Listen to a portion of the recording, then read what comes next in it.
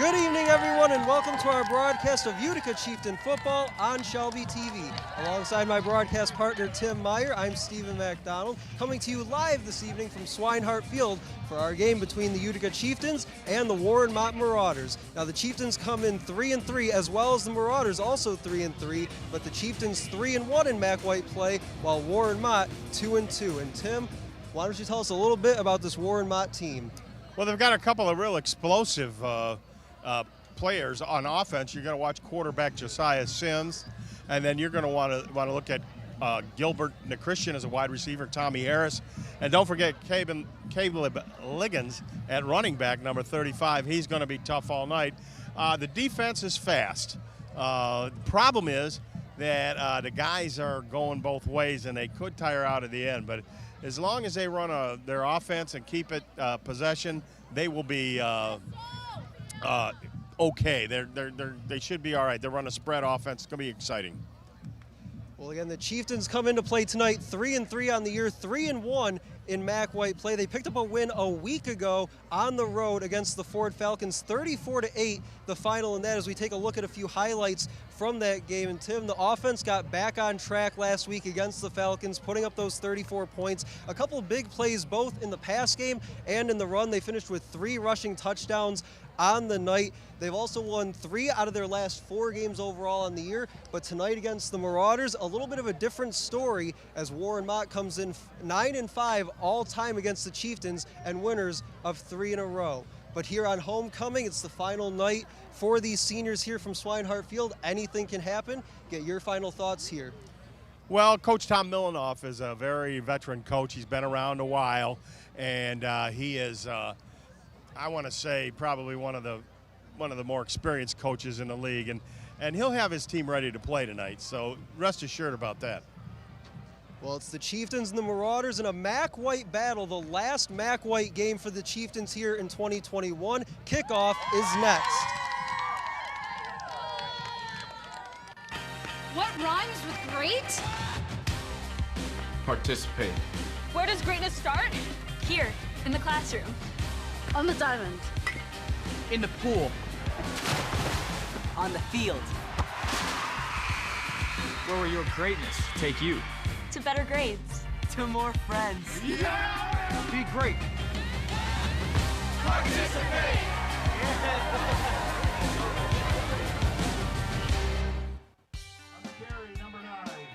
My dad and my grandfather are officials. I've grown up around officials and seeing how much they enjoy being part of the games. As a student athlete, I've always appreciated the people out there who are willing to give back to the kids. The Legacy program lets me officiate while I'm still in high school, working younger kids' games.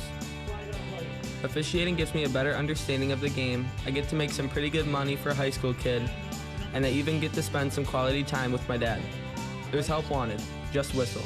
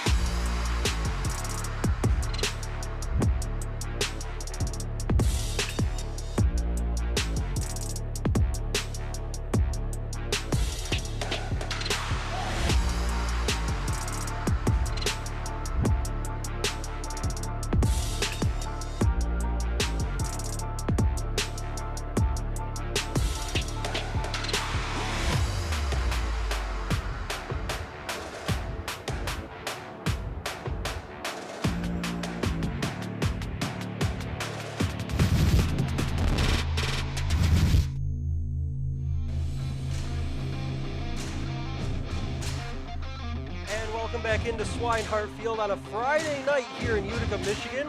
on Shelby TV. Alongside my broadcast partner Tim Meyer, I'm Stephen McDowell, and tonight we've got the Utica Chieftains, 3-3 Utica Chieftains against the 3-3 Warren Mott Marauders. This is a MAC White battle between these two teams. Chieftains 3-1 in MAC White play, Marauders 2-2 in league play. Tim, getting some of your thoughts here as we get set to wrap up pregame here in just a few moments. Well, I'm kind of excited. The Utica team has come together. Their quarterback, number 11, Darren Welch, is really coming along to be a force to be reckoned with. And, of course, they always got the big fella, number 52, Bryce Cotellas. He's their leader on that line offensively and defensively, and he's still playing at a high level. So the Marauders should watch out, especially when they play in a lot of guys both ways. And they could get tired, but they're an exciting team too, and their defense is fast. So we'll see how the Chieftains are able to counterpunch with that fast defense. And real quick before we get to the national anthem here from Swinehart Field, talking to head coach Matt Maruli here pregame, said that on homecoming here tonight for the Chieftains, they want to manage that energy and excitement that this homecoming crowd will bring to them here this evening and clean things up a little bit offensively. They had a couple miscues offensively a week ago against the Ford Falcons, but he believes that they have the ability to do that here tonight. So they bounced back well in the second half of the game offensively a week ago, but we will step aside for just a moment for our national anthem.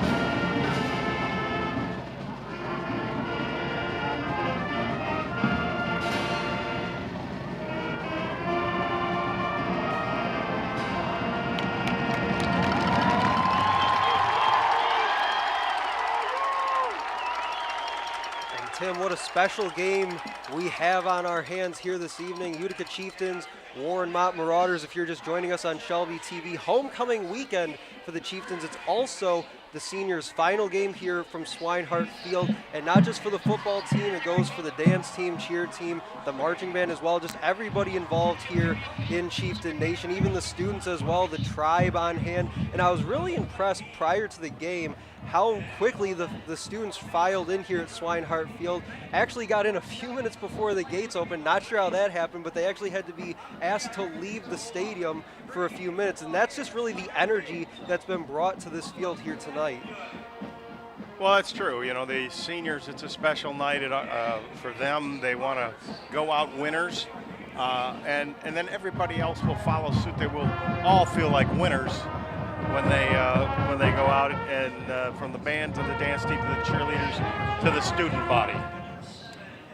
As we are just moments away from kickoff, Chieftains to receive first, sporting some new uniforms here tonight. Usually go with the black jerseys, this time going with more of a gray. The numbers outlined with orange trim as that ball kicked through the back of the end zone will come out for a touchback as we begin play here from Swinehart Field. As sunset appears to have just fallen upon us. Braden Abbott, number 18 for the Marauders. I mean, he put a foot into that. Their kicker, number 18. So one of those seniors here on homecoming / a bit of a senior night, if you will. Darren Welch to quarterback the Chieftains once again here this evening, going up against this Marauders defense. Had another bomb for a touchdown a week ago against the Falcons, finding Anthony Flowers on the other end. On 1st and 10, he comes out of the shotgun, goes handoff. This looks to be Dylan Chase, slips a tackle, gets across the 25 down to around the 29-yard line, just short of that first down line to gain. They will give him the 29 and bring up 2nd down and 1. Chase, 2 touchdown runs a week ago, picks up right where he left off here tonight. And there you see a nice shot of the ground. Number 77, Pritchard on that tackle. It's Raymond Pritchard. But it was a good job of running there and weaving his way for a good gain of 9 yards.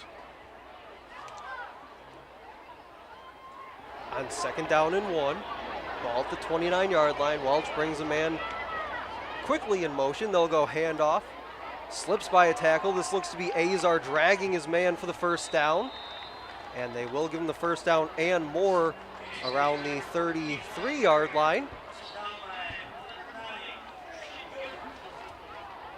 And Christian Gilbert, the linebacker, on the tackle. Does a little fancy foot step in here and finds his first down. Oh, we didn't see that, but he did, trust me. So the Chieftains again electing to stick with the ground game here on the first few snaps. But as we've seen in past weeks, that's something that they will go to and then have Welch take a shot down the field. Let's see if they do so here on 1st and 10 from the 33. Running back to his left. He'll hand it off, trying to stretch it to the outside.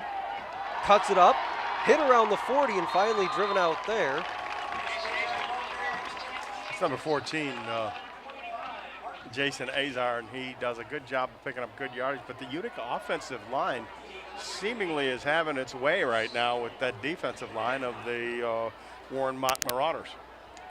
Martin Schwanke pushed Azar out of bounds, but it's a gain of 8 on first down, so brings up 2nd down and 2. Ball now spotted at the 41-yard line for the Chieftains. They have to get it to about the 43 for a first down. Welch in the shotgun, looks like he has Azar to his right. He'll go handoff again, trying to cut it up over the middle. Looks like he got the first down as he lunged forward, and does by about a yard. And that's a good running back. He knows where the sticks are, and he lunged forward just so he had enough for the first down. And it's a good opening drive for the Utica Chieftains as they're able to run the football. And as we talked to Coach Marulli before the game, and he was just saying, hey, we got to control the football. Absolutely control the football, also control the emotion around this game here tonight. Again, homecoming on tap for the Chieftains. Fans filed in well prior to kickoff here tonight from Swinehart Field. On first down, they go handoff with a whistle at the snap. I think that's illegal procedure. We'll see. You got defense lining up in the encroachment zone. Still first down. You got to be careful. So you got to know where you're at all the time on that football field. You know, the officials are watching. So you see it there. You see that looked like a tackle there. Yeah, he was right in there. I mean, his helmet was in the encroachment zone. So 3 minutes gone by here, opening quarter. First possession of the ball game. Chieftains right around that 50-yard line at their 49. A free 5 yards given to them by Warren Mott. On 1st and 5, they go handoff middle over the 50 and down to around the 46-yard line. Looks like they'll give him the spot for the first down. Now that was Jake Milanoff, and he is the son of the coach, Tom Milanoff. You'll see him here make the tackle. He's a senior this year, so this is his last year playing for his dad. A tough player. And for the Chieftains, they'll go on the road to Chippewa Valley a week from today, then finish off the year with Sterling Heights High School. On 1st down and 10 from the Marauders' 46-yard line. This time it's Jaden Slaughter up that left side. He's across the 40 down to the 35, and there he goes down the far sideline and finally driven out. The referee continuing downfield. Looks like they'll spot him at the 15-yard line out of bounds. And Tim, that's exactly what this Chieftain team can do to a defense going 3 deep at running back on the very first possession of the game. Well, Jaden, once he got outside, he turned it on. If he had more field on that left side, he probably would have gone all the way. They weren't going to catch him. Showing off his speed right there. And following the big run by Jaden Slaughter, back into the ball game comes Jason Azar.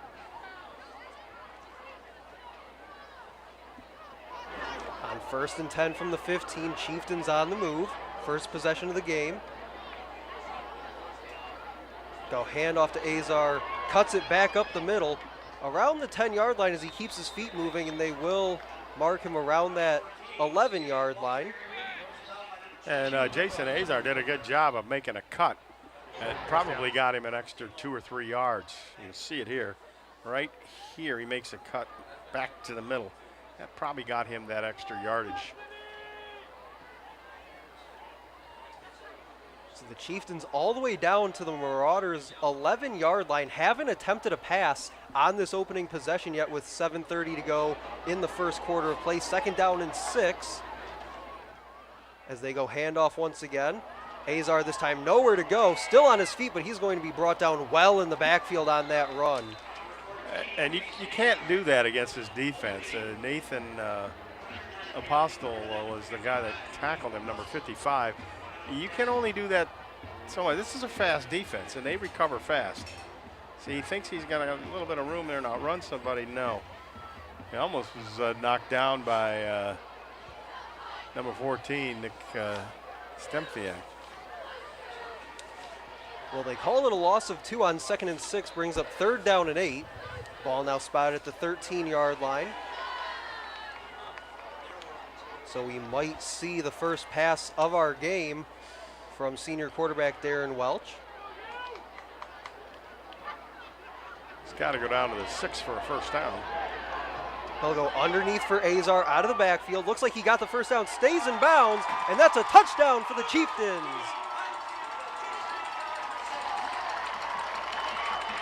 Well, we talked about Jaden Slaughter a few plays ago. If he had just kept his feet in bounds along that far sideline, could have had a touchdown himself. This time, Azar does it. And you see number 11, the defensive back, Ojanaka Suparuchi. He's only a sophomore, and he makes a sophomore mistake. He should have forced him more into the middle. Didn't get there fast enough, and good job by Azar.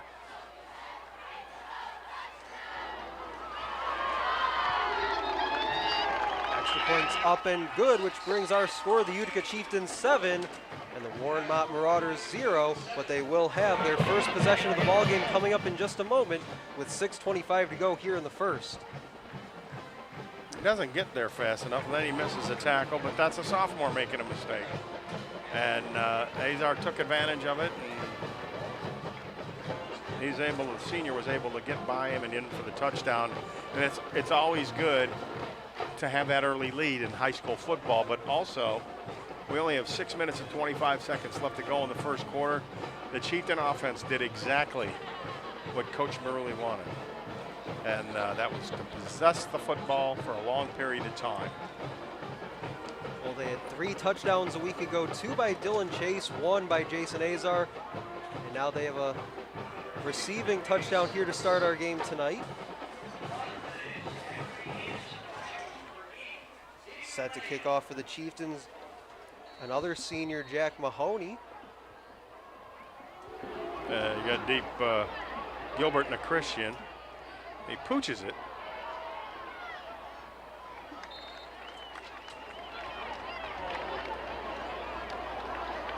That's number 35, Caleb Liggins, that picked that ball up and ran it for Mott. We expect to see him in the backfield. He's one of their better running backs. He's a big bull, got a little bit of speed. So the Marauders will start their first possession of the game. Ball spotted at their 32-yard line. And Tim, you mentioned number 9 in white for the Marauders and in Christian Gilbert as one of those players in pregame to watch out for this Warren Mott offense. Gilbert is an explosive player, but also an explosive is Josiah Sims, the quarterback. Sims lined up in the shotgun, brings a man into the backfield with him. Looks like Liggins. Stuffed in the backfield for a loss, back inside the 35-yard line, down to around the 34. Not a very productive run. You thought they would be fooled, like Liggins was going to get it, and he pitches it there to number 5, Dominic Ianta, and Dominic got smothered by a great defensive play by the Chiefs. So that'll bring up 2nd down and 13. The original line of scrimmage was the 37, to correct what I said earlier. On that run to the far sideline and out of bounds. Yeah, Sims, the quarterback there, he was trying to make it all up there. He got back to the original line of scrimmage. But Utica, good job of keeping Sims in front of him, making a good tackle out there. So on that gain of 3 on 2nd down and 13, that'll bring up 3rd down and 10. Ball back to that original line of scrimmage. As you mentioned, Tim, the 37-yard line. They have to get it to the 47-yard line for a 1st down. That's good math skills you got there. I do what I can. It's not always easy. Taking a deep shot over the middle, has a man, and just a little too far out in front. There's a flag out there, Ja'Cory Anderson. Looks like they were setting up the deep pass for Ja'Cory Anderson, as you said, Tim. It looks like it's going to be interference against Utica. You saw the push in the back, but You got defensive pass interference. 15-yard penalty, 1st down. And a tough break for the Chieftain defense on 3rd and 10. yeah, we didn't see it there on the play, but he was Ja'Cory Anderson was pushed in the back. So that puts the ball across midfield for the Marauders. Ball spotted at the Chieftain 47-yard line for 1st down. On a stretch run to the right side, finally dragged out of bounds right around the 40. Here we go. This is the hurry-up offense. It's run and shoot, baby. That's what Coach Milanoff promised us. Sims hands off straight up the middle, and finally tripped up as he got across the 20-yard line down to around the 19.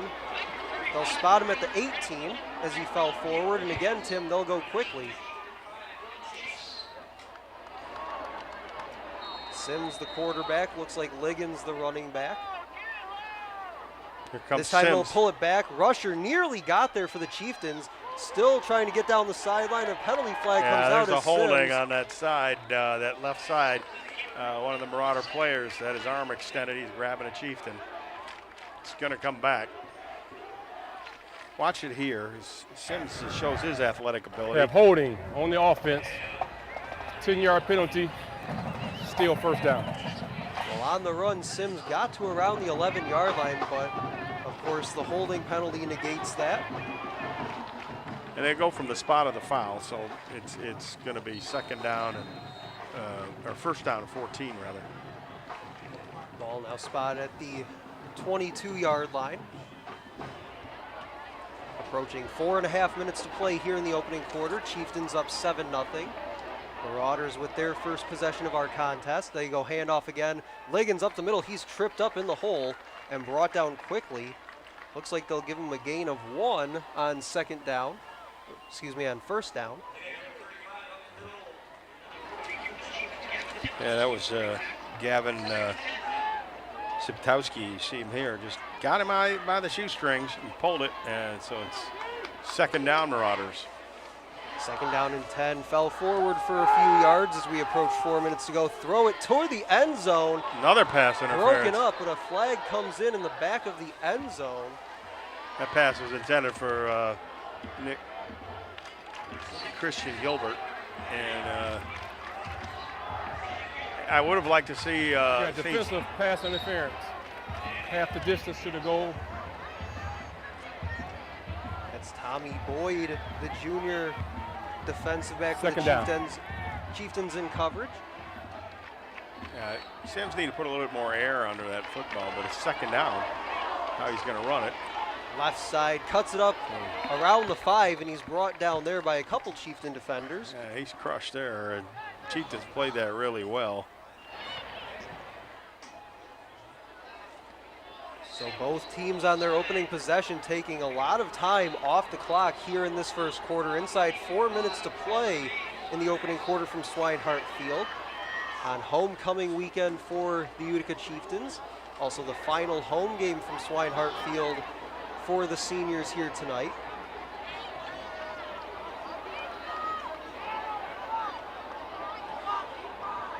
Sims in the shotgun.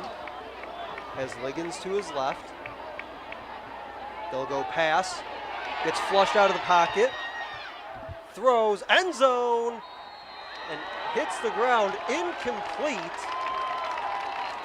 That's TJ Pace, number 57 for Utica, doing the chasing. See, I don't know. The officials are conferring now. They're checking to see. Maybe the back official there didn't have a good, clear look. Maybe somebody saw something different, like a catch, maybe. Ja'Cory Anderson was on the receiving end, and they do signal a touchdown following the discussion as we take a look at the replay here. Tough to tell as he turned his back at the last second trying to bring that ball in. Tough to tell if he did get his hands all the way underneath it, but the referees signaled touchdown anyway. It looked like he did. It looked like he put it. So the extra point upcoming to tie us.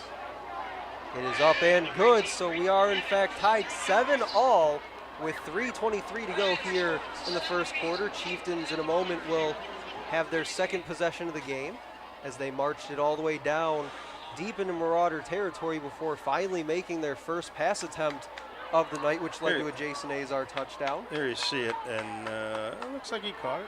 Got his hands around it. They wouldn't have disputed that, but our replay shows it looked like a pretty good catch. The warm Mott Marauders coming down the field, and with the aid of a couple pass interference penalties, we're able to put it in the end zone.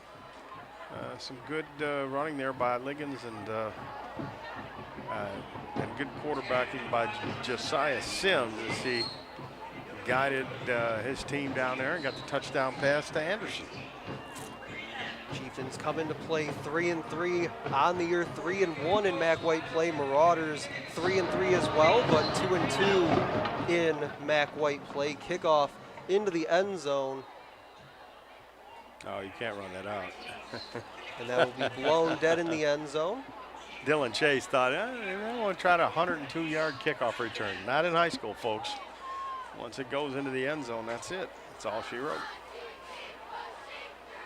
But it looks like Dylan Chase will stay on the field for this first snap of the Chieftains' possession. Well, the key is, how is Utica going to respond to Mott, running up and down the field? Can they continue that offensive momentum that they established on their first drive? Ball spot at the 20. Welch goes handoff, trying the right side, not a lot of room, but somehow stays on his feet, breaks it out across the 25 down to around the 27-yard line. Anderson was the guy who caught the touchdown. He was also the guy that made the tackle here.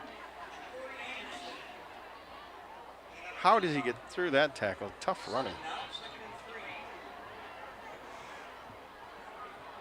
That's one thing that we can say about these Chieftain running backs, all three of which we've seen so far here tonight. They really do well to stay on their feet through contact like that and able to get a few extra yards. But that brings up second down and 3. They'll go handoff again to the right side. Pushes his way off a block, got the first down across the 30 to the 31.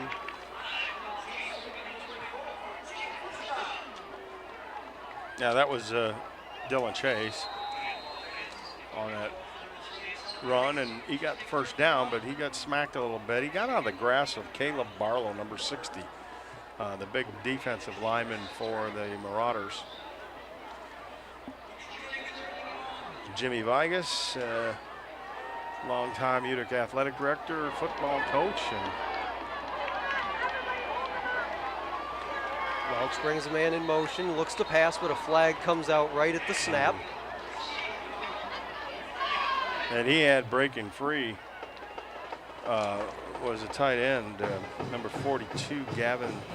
5-yard penalty, still first down. Gavin Zipkowski ready to run a long out and up. Tight end. When I talked to Chieftain head coach Matt Marulli here before our game this evening, he said offensively he thought they bounced back well against the Falcons a week ago, but had some mistakes such as penalties that negated a few big touchdown plays for them, but he thought they responded well to that in the second half and came away with the 34-8 win to the 35 down to around the 36-yard line. Good job by Azar again, just picking his way, getting good blocks. I mean, that offensive line for the Chieftains doing a good job. Look at him. Watch big number. Just follow big number 52, Bryce Catellis, and he'll lead you to the promised land. Catellis, a starter along the offensive and defensive lines here for the Chieftains, a standout on both sides of the football. Forced a fumble a week ago against the Ford Falcons that led to the first Chieftains score of the game. On 2nd down and 5, again go handoff. Jumps back across the 40 and a flag comes down right around the 40-yard line. Tackle made there by the Marauders, number 77. Hold it on defense. It's a 10-yard penalty from the spot of the foul. Still 2nd down. Raymond Pritchard again, and Coach Marulli can't be happy with the mistakes.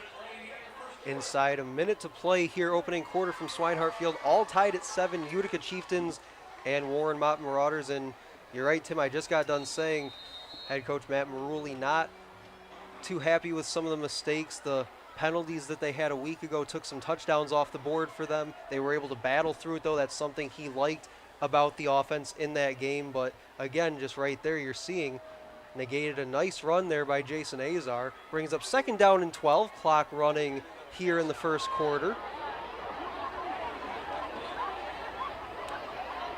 Welch from the shotgun. This time he'll go play action. Looking middle, has a man. That looks like Zbytowski hit him in the hands and falls incomplete. Yeah, it was number 42 for the Chieftains there. Gavin Zbytowski. Welch threw that ball a little early. He'd have just waited a half-hair second. I think Gavin would have made that catch. See it here. Wasn't really ready for it. And it was high, too, as well. So that brings up 3rd down and 12. Ball still spotted at the 29-yard line with 23.3 seconds to go here in the first. Welch in the shotgun. Got to get to the 42, their own 42 for first down. He's looking left. Now he'll roll right, eyes downfield, finds a man, sliding down across the 40, just on the other side of the first down line. Looks like Malone. Tommy Boyd made that nice sliding catch, just like his daddy used to do for the Detroit Lions. It was Boyd on the receiving end. Good job of keeping that ball in front of him and letting it come into his body. And he ran the right route because he knew exactly where the sticks were, and he got the first down. And with that first down play, that'll bring us to the end of our first quarter of play. Utica Chieftains all tied up with the Warren Mott Marauders 7-7. Tim, getting your thoughts on that opening quarter of play. Well, you know, the Utica Chieftains did exactly what Coach Marulli told us that he wanted to do in the game, and that's get the football, sustain a long drive, take time off the clock, keep it away from the Warren Mott Marauders. Unfortunately, when the Marauders did get the ball, they also put together a drive, aided by a few penalties, but it doesn't matter. It's still moving the ball down the field, and they've tied this score. Now, Utica has got the ball to begin the second quarter, and we'll see if they can sustain the drive. They do have the wind at their back. And we'd like to take this opportunity to shout out Esplendido Mexican Cuisine, Pizza and Spirits. You can call 586-739-1070. They do have delivery options available as well. And you can go in there and say hello to Carl and tell him, make me a pizza. Tim Myers said, make me a pizza. First down and 10, ball at the 43. They swing it outside for Flowers, across the 50 to the 45 and driven out right around the Warren Mott 40-yard line. That is, in fact, where they mark him out, and another big first down for the Chieftain offense. And Flowers showed his explosiveness there, and man, he got it, and he giddy up down that field pretty quickly. He turned it on, and good job. You see it here. Watch him as he gets it, and as soon as he knows he's got it, he just runs like a track star there. It was Welch to Flowers on their lone touchdown pass a week ago. As they go handoff again, this is Azar to the 35 and dropped there. And there's old number 25 for Warren Mott, Martin Schwenke.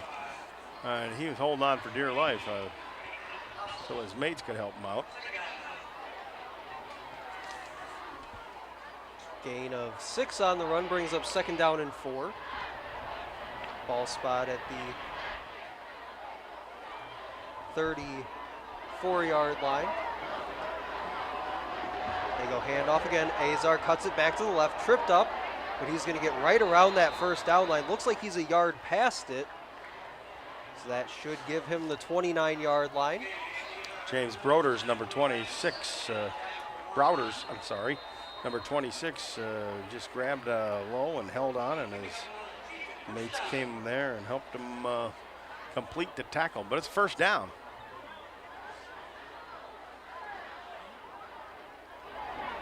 Just about a minute and a half gone here in the second quarter of play. On first down from the 29, Welch goes handoff again. This time it's Chase to the left side across the 25 down to around the 23-yard line. Anderson on the tackle for Warren Mott, but a good gainer by Chase. He does a nice job of picking a hole here.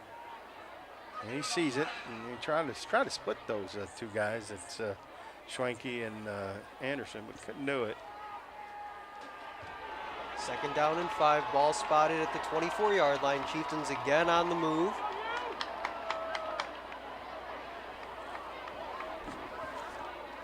Staying committed to that ground game here in the early going. And once again, they'll go back on the ground, straight up the middle, across the 20, pushing his way towards the 15. And they'll finally give him forward momentum down to around the 17-yard line. That's a good hard run by Chase. He shows here. It's some good blocking, and they move a little bit of a hole, but then he just keeps bowling his way forward. Christian Gilbert had a hold of him, but his momentum, Dylan Chase kept it going and got that extra couple yards. That gives the Chieftains a new set of downs at the 17-yard line. Looking to go back up a score.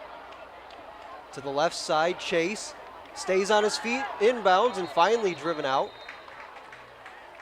Looks like they'll spot him around the 12-yard line. And that was a play that looked like it wasn't going to go anywhere, and Chase did make some. Right there, missed tackle by the Marauders, number 12, Tommy Harris. And Chase makes the best of it and takes advantage of that missed tackle. And now it's a manageable second down, second and 5? Second and 5, so they can get it to the 7-yard line for a first down. That would give them a first and goal scenario. With 8.5 to play in the half. Welch will roll out. This is a run all the way. He gets to the 10, down around the 9-yard line, and he's upended there.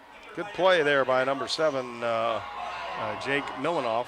Coach's son does a great job of recognizing that and making the tackle here. See it right here. Here comes Milanoff. Nice textbook tackle. And at the knees, and he dropped him. But a gainer for Welch of about 3 yards, so it leaves us 3rd and 2. We got to trust our scorekeeper, Jack Kramer. Dylan Chase, the running back, to Welch's right. They'll go run, cuts it back up the middle. Looks like he has the first down, keeps his feet pushing. And right around the 5.5-yard line looks like they'll mark him, so that should be good enough for a Chieftains first down. That'll bring up 1st and goal. Liggins and Anderson on the tackle there, but a good job of recognizing where the hole was, and there it was, right behind Big Catellis, number 52. And he moved some people out of there. There was a little bit of room there in the middle of that line. All tied at 7, Chieftains and Marauders. On 1st and goal from the 6, Welch in the shotgun has 2 receivers to the bottom of the formation. Instead, he'll go handoff the other way to the 5, inside, and marked down at right the 1. Oh, they marked him down. Oh, man, looked like he was in there. The far side official came running down the line, saying he was down short. Oh, here's Chase. As he reaches for that end zone. They go quickly. And again, doesn't look like he got in. Again, that far side official comes in. So that'll bring up 3rd down and goal. They've been running the ball really well all night, so you better have a play here. Clock is ticking now, you better hurry up. Ball spotted about a foot inside the 1-yard line. So the Marauders will have their ears pinned back a bit. Send 2 receivers to the bottom, Welch in the shotgun. He'll go handoff, turning the corner. That's a touchdown. And he's in for the touchdown. Chieftains take a 13-7 lead. Dylan Chase did a good job turning on the jets to get into that end zone, and then he was grabbed, but it was too late. You see it here. As we see meets a defender right at the goal line, just powers his way across for the touchdown. Yeah, and Christian Gilbert didn't have a chance because the momentum, he was almost already over the goal line. Extra point is up, and right down the middle, Chieftains reclaim the lead. 14-7 our score. The Marauders will have their 2nd possession of the game upcoming here in just a moment. So 2 possessions for the Chieftains, 2 touchdowns, but they also take a ton of time off the clock on both. Again, doing exactly what Coach Maruli wanted. I mean, you could call this a, run and gun, and this is a real shootout, but it's not really. It's methodical ground games. I mean, if you were going to watch the Green Bay Packers and the Baltimore Colts back in the 60s in their heydays, that's what you would have seen, a big ground game. The Packer sweep, the running of Tom Matte and the Baltimore Colts, and I bet you don't even know who those are, and I thought you knew football. Just a little bit before my time there, Tim. A little bit before your dad's time, probably. That's no face mask, boys, I'm telling you. One little bar across the nose, man, it was, guys, messed up teeth. It's a beautiful thing. The Chieftains to kick off, up 14-7. Marauders' 2nd possession of the game upcoming.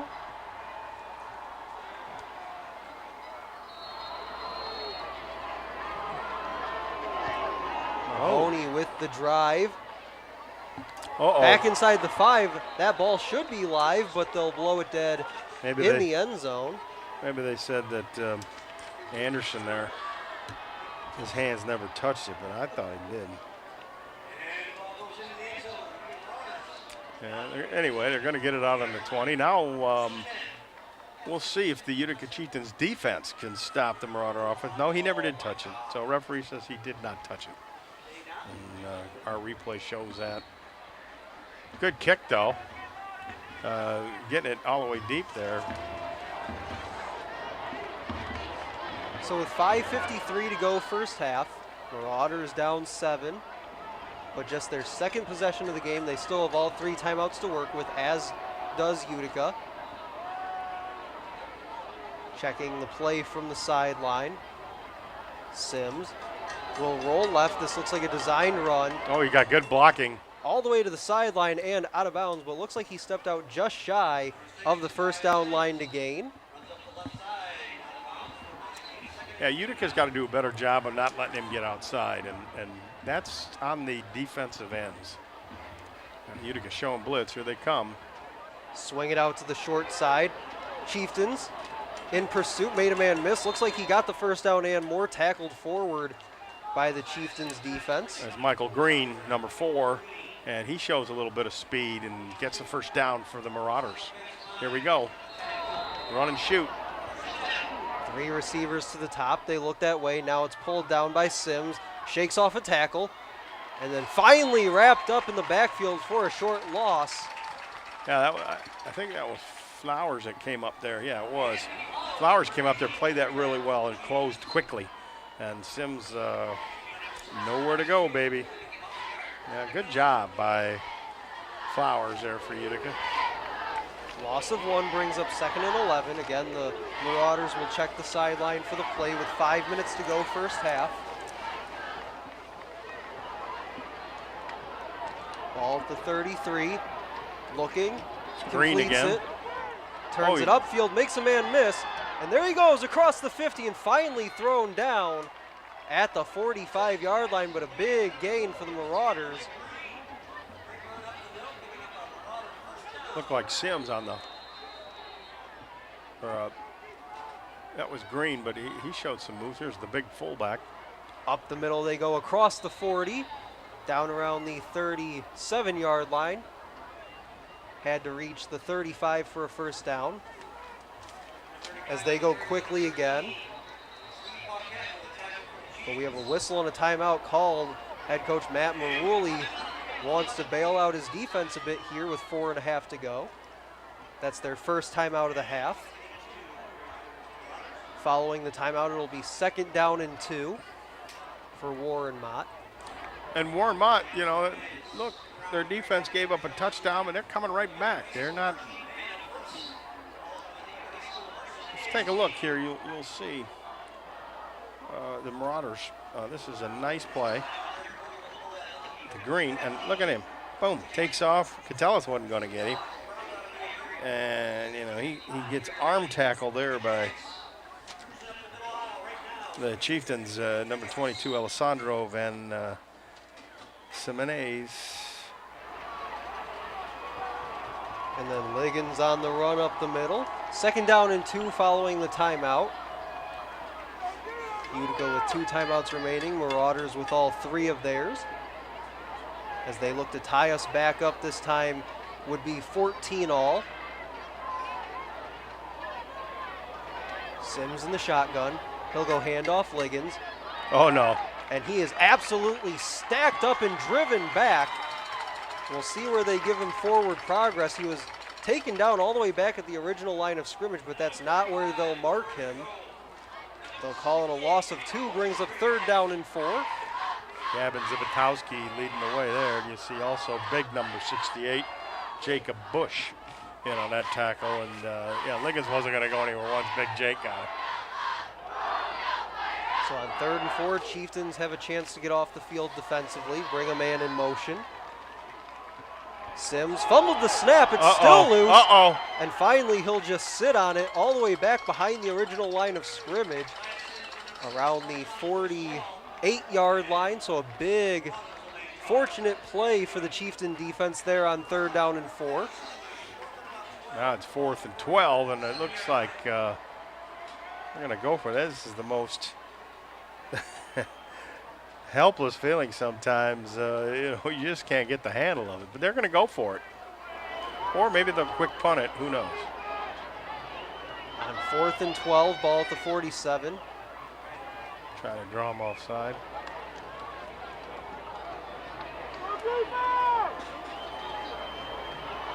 Bring a man in motion again. Checking with the sideline, and it looks like they will just run this down and burn a timeout. And, you know, that was a strategy all along. They were going to run the clock down as much as they could before they punted it away to Utica. Now, they do have a good place kicker, but I don't know about the punter here. If it's the same guy, he's got a pretty good leg, so we'll see what they're going to do.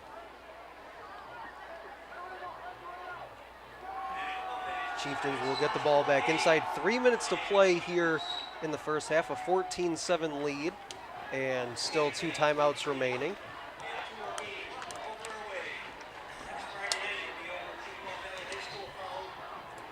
You see, they even got some, for homecoming, got some fans in the end zone there. Those are the cheap seats. Well, it did fill up pretty quick here as the gates opened around 6 p.m. as they usually do, but as I mentioned earlier, a couple of the students managed to sneak through prior to gates opening. They were promptly asked to wait outside the gates. On 4th down, they'll wait to drive this one downfield. Braden Abbott, the kicker, is also the punter, but he gets a little backspin like my pitching wedge, and it's favorable to Utica. That's where the Chieftains got 1st and 10 from the, it looks like the 22. Show 78 yards to go, and they can open this baby up. As it stands currently, at worst comes to worst, they'll take a 7-point lead into the half here on homecoming weekend. Those are the girls that helped us out in the pregame. The cheerleaders, we had them all there, and they showed off their cheering prowess, and they were cheering for you because you're an alumni. On 1st down and 10, they'll go handoff. This looks to be Slaughter. Across the 25, down around the 28-yard line. See if they could catch the Marauders playing pass. See Slaughter here. He hits a hole pretty quick, but once big number 60, Caleb Barlow gets a hold of him, that was it. He wasn't going to get out of those clutches. On 2nd down and 4, just over 2 minutes to play in half number 1. They go handoff again. This is Azar. To the right, shakes a tackle. He's across the 40, dragging some Marauders with him all the way to the 50, and finally brought down there, but not before a big run on 2nd down and 4 for the Chieftains. Number 25, Martin Swinky. Watch him here as he's trying to tackle him, but he's also trying to strip the football instead of just bringing him down. And that gave Azar a chance to get a few more yards up to the 50. Welch in the shotgun. He has Perozic and Flowers to the bottom of your screen. He'll roll that way, looking in their direction. He'll throw for Flowers and just overshoots him. And it looks like the Marauders in some double coverage there, Tim. They do a good job of covering Flowers. They know Flowers is a star receiver there, so you know he's not going to go unnoticed when he runs his pattern. And a good job by the Marauders of covering it. You'll see it here. 2 guys over there, they know. I mean, I think Welch put that ball the only place you could put it without it. You know, if any lower, it gets intercepted. So for a chance to complete, that was a good throw by Welch. We'll see though. It's 2nd and 10 now. It almost forces them to throw it. Under a minute 42 left to play here in the first half. Still playing with those 2 timeouts are the Chieftains. Ball spotted right at that white stripe down the 50-yard line. Welch looking to throw, looks left, has Azar out of the backfield at the 40, makes a man miss to the 35, and finally brought down around the 34-yard line. And again, a big play for this Chieftains offense will move the chains. Swinky and Ianta on that tackle there. Stop the clock for a second, and they're going to run it right quick once that ball's set. Good run, good play by Azar. Welch looking to scramble, buying time, throws deep, has a man, and just a little too far out in front of him towards the end zone.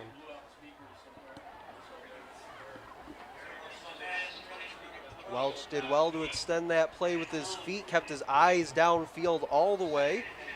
Just unable to complete it at the other end. Brings up 2nd down and 10. Ball still spotted at the 34-yard line. See it here. That wasn't going to happen. a little bit too far. Need a little air under that one.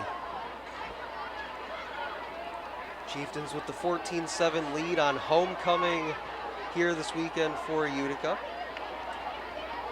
As he goes handoff, Azar slips a tackle to the 25, still on his feet, and he'll finally be stopped, but his forward progress gains him the 23-yard line, and that'll move the chains again for another Chieftains first down. I mean, the score here for Utica would be big. And clock is running minute 5 and counting. What do we got? Illegal procedure. Oh, boy. Well, that will stop the clock. You got a false start on the offense. 5-yard penalty, still second down. And that's what, to get the clock to stop, it cost them 5 yards, basically. Chieftains getting up to the line quickly there, trying to snap it.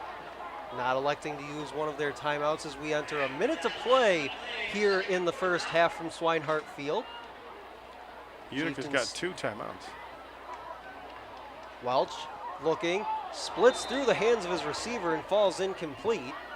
That stops the clock with 48.2 seconds to go here in our first half of play. Second down and 15 upcoming from the 28-yard line. It's Tommy Boyd. Just a little too high for him, really. Better pass, maybe he catches that, turns it up. Well, we'll see here. It's only second down, so you just need to get a little bit of a chunk, and they can get it out of bounds.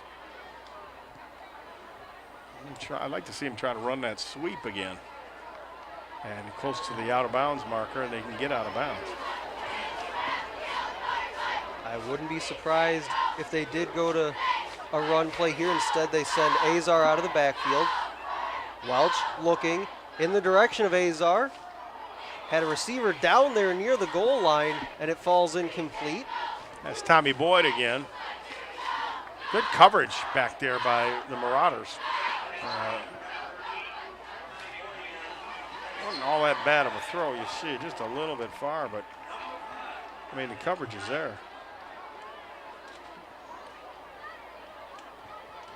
Good coverage there, and a good credit to number 5, Dominic Ianta of Warren Mott. On third down and 15, Chieftains looking to pick up a big first down here late in the first half. Welch will roll right, set up the screen back to the left, and that falls incomplete. And the play's blown up by a big number 55, Nathan Apostol, and he does a good job of blowing that whole play up. You see it here, ball's thrown there, but no way Azar was going to catch it, and then even if he did. They got a fourth down. They're going to call timeout out here for Utica.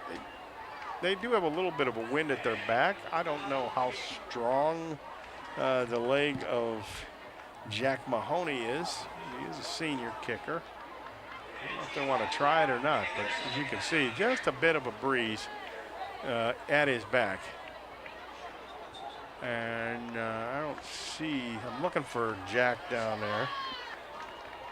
I don't see him in that huddle. Hard to find there. There's the Feats ball.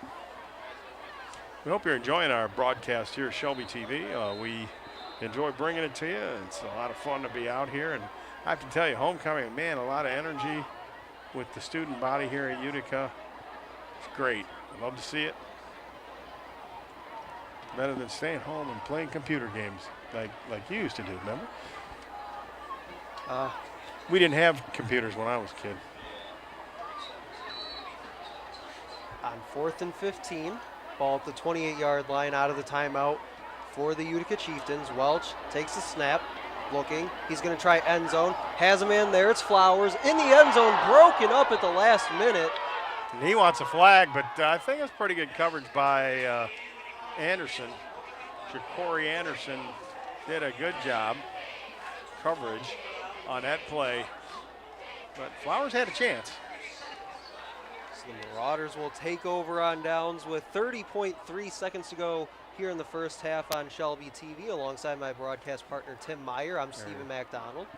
Yeah, no, he had a chance to get it and couldn't bring it in. Let's see what the Marauders do. I mean, they might want to fire one up too. They do have 2 timeouts left here in the first half. They find themselves down 14-7, but they will get the kickoff to begin the second half of play here from Swinehart Field. Chieftains got it first, put the ball in the end zone on a feed to Azar.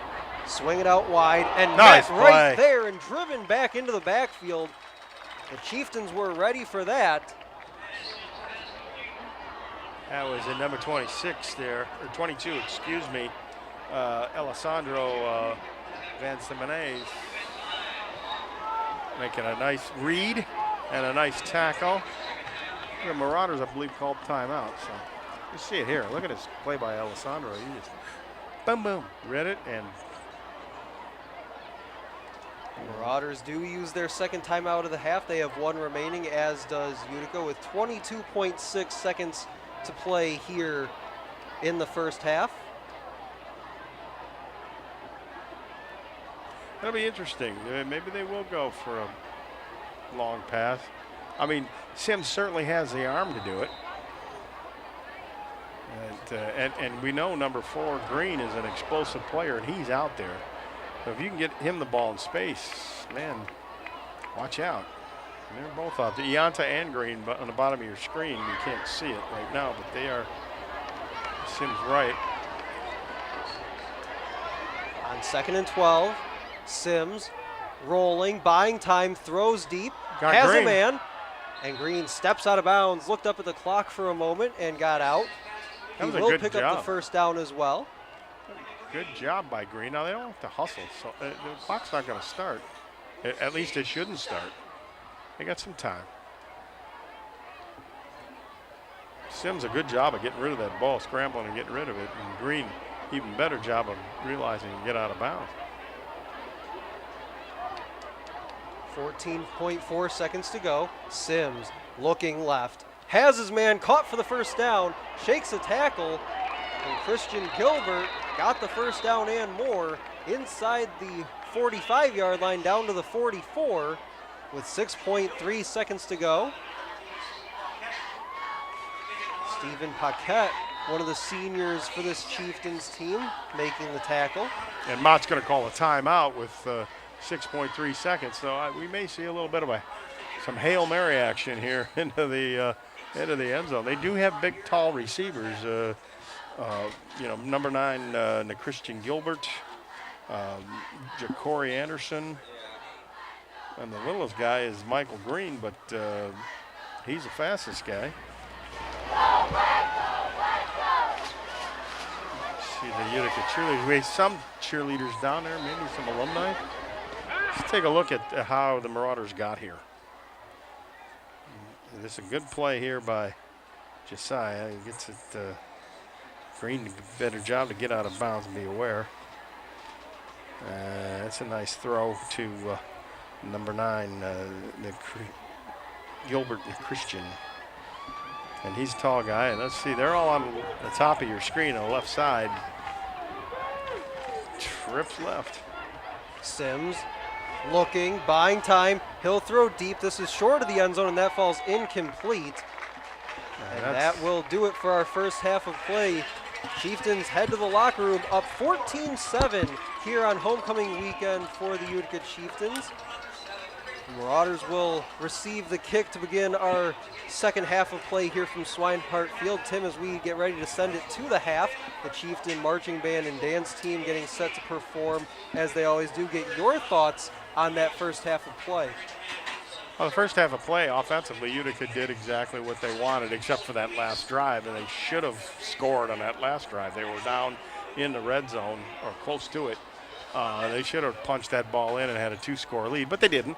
And the defense came out with a big stop here towards the end. It looked like Mott was going to come down and try and have a chance to maybe get another touchdown.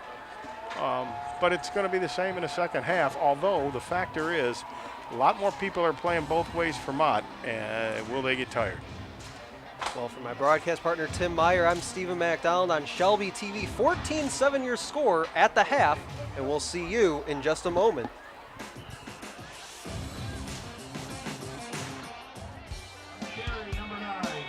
My dad and my grandfather are officials. I've grown up around officials and seeing how much they enjoy being part of the games. As a student athlete, I've always appreciated the people out there who are willing to give back to the kids. The Legacy program lets me officiate while I'm still in high school, working younger kids' games. Officiating gives me a better understanding of the game, I get to make some pretty good money for a high school kid, and I even get to spend some quality time with my dad. There's help wanted. Just whistle. What rhymes with great? Participate. Where does greatness start? Here, in the classroom. On the diamond. In the pool. On the field. Where will your greatness take you? To better grades. To more friends. Be great.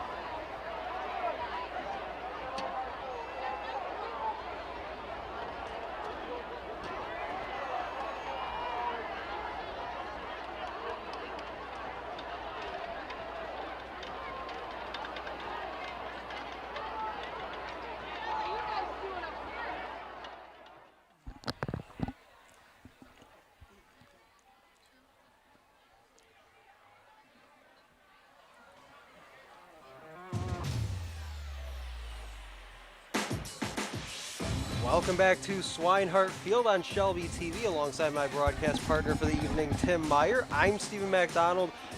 Moments away from the start of the second half, 14-7 our score. Utica Chieftains ahead of the Warren Mott Marauders. Chieftains come in 3-1 in MAC White play. The Marauders 2-2 on the year in MAC White play. We'll get our thoughts from that first half of play. Look ahead to the second half in just a moment from my partner Tim Meyer. Chieftains celebrating homecoming here this weekend.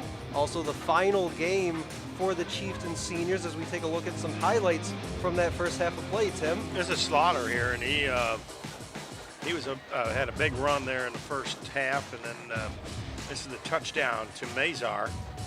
He slips a tackle, goes into the end zone, and the Chieftains are up 7-0. Big Liggins here, and he almost breaks his. Marauders were able to answer back on their first possession, eventually tied it at 7 on that touchdown throw. But the Chieftains came right back.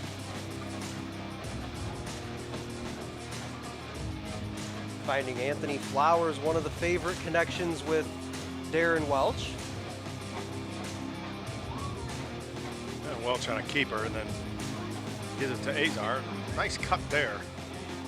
Drags a guy, he's trying to strip the ball. Got to midfield, and then Chase Dillon. Or Dillon Chase, rather.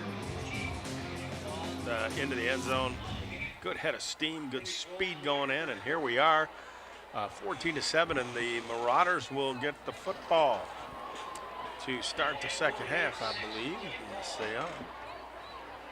And we saw in that first half, Stephen, I mean, Warren Mott, they can move the football. And it's a good thing that Utica had kept possession for their drives, and they had a long possession. They ate up clock, and that was a good thing.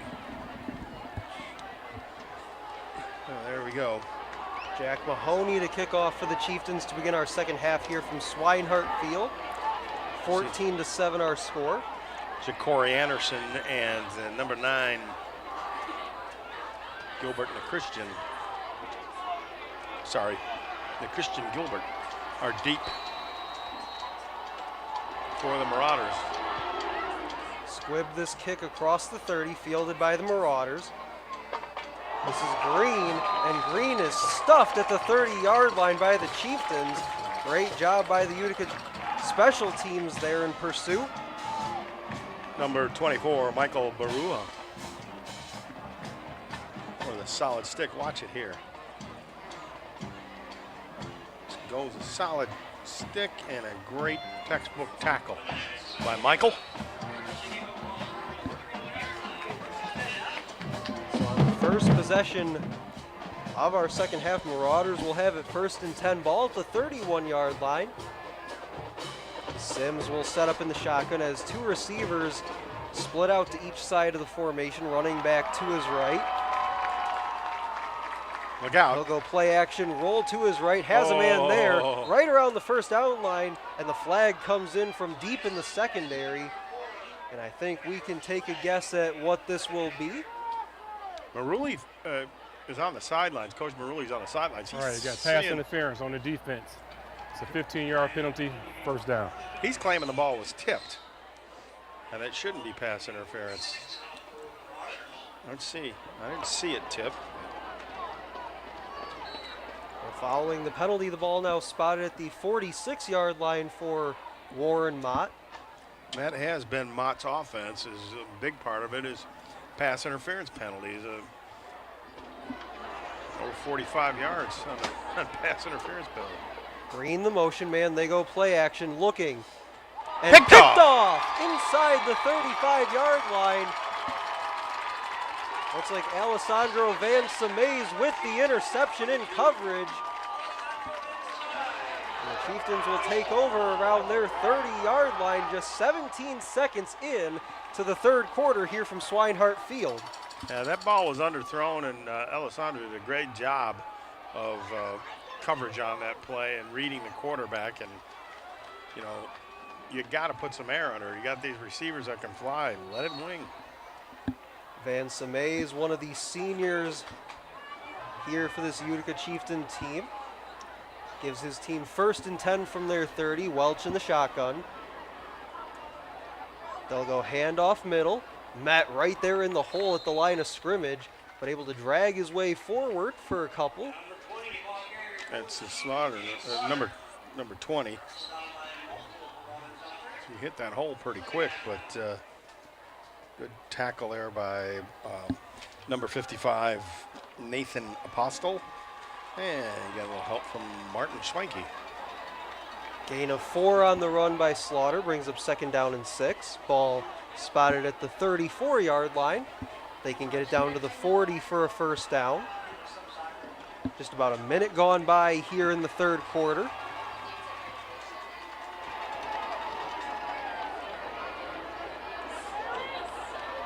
Welch goes handoff again. Slaughter again trying to get to the outside. He does, but he's met there. Wow. Jacob Anderson closed quickly on that for the Marauders.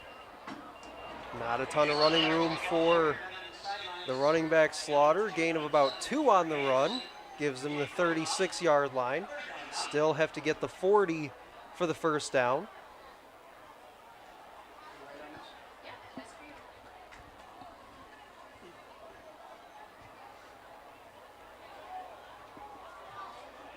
Chieftains finally break the huddle.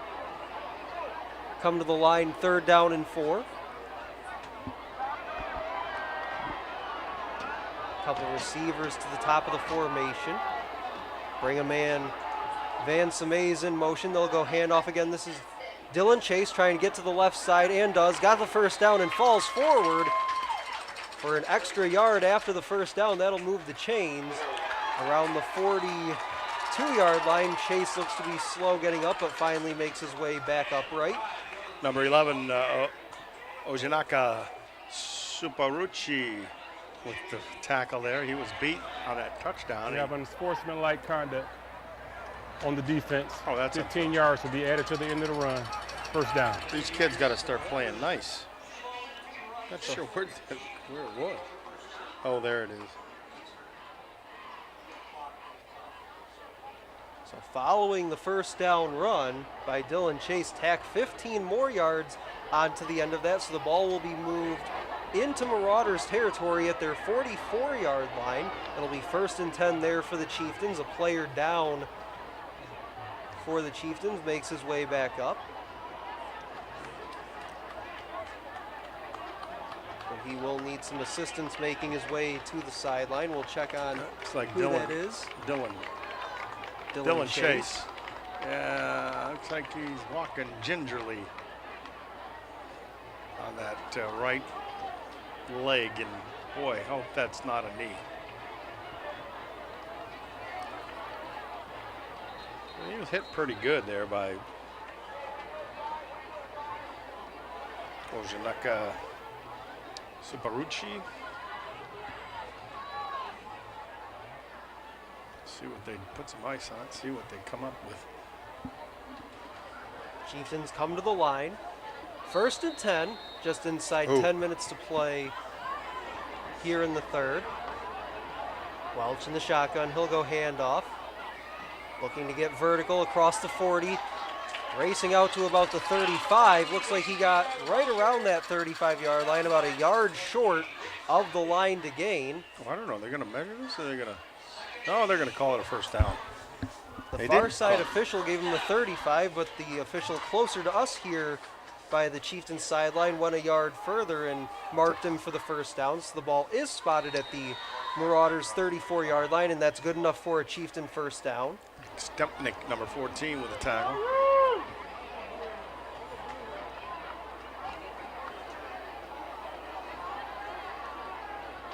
Welch checking the sideline for the play. They'll shift a man across the line. Call the snap, hand it off. Straight up the middle, across the 30, pushing his way forward. And able to get it to around the 28-yard line before being brought down there. I mean, Azar is quite the workhorse tonight. He is really running hard, and he's getting some nice holes to run into and run through. But he's running with purpose tonight, boy. I'll tell you what. We've seen all three Chieftain running backs here this evening. Azar, Dylan Chase, who went down just a few moments ago with that injury. There he is on the sideline, as well as Jaden Slaughter had a nice run in the first half of play that eventually led to a Chieftain touchdown. On 2nd down and 4, bringing the man in motion again. This time they'll go handoff again up the middle. Oh, nice cut. Shaking his way across the first down line. He'll get it all the way to the 20. Ball came out, but they say he was down first. Marauders came streaking out of the pile with it. Well, they've been trying to do that all night, take the ball. But again, Azar with a great vision. It looks like who's coming out here? Got Mahoney? No, Azar's coming out. It looked like he was holding his arm funny, but oh, he landed on it. That was Azar comes out, may have been shaken up on that play, but it looks like Jaden Slaughter was checking in regardless, so we'll check to see if Azar makes his way back in the game shortly. On 1st down and 10 from the 20, Chieftains on the move, up a touchdown.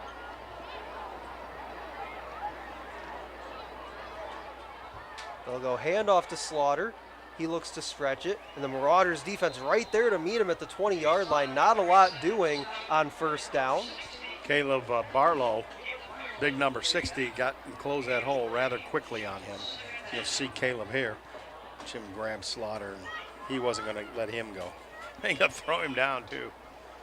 Boy. So no gain on the run by Slaughter, brings up 2nd down and 10.